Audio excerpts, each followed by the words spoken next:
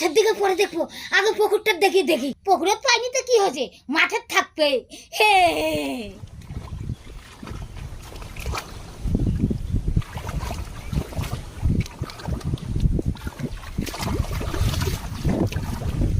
আপনি কাদার মধ্যে কি করেছেন? আমি বাড়ির থেকে দেখে দৌড়ে আসলাম। না বৌমা, আমি ভালো একটা জিনিস খুঁজেছি, খালি একটা পালে হয়, খালি একটা।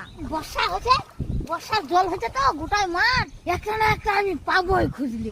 তোমারও মোবাইল আর রিচার্জ করতে হবে না, আমারও মোবাইল আর রিচার্জ করতে হবে না।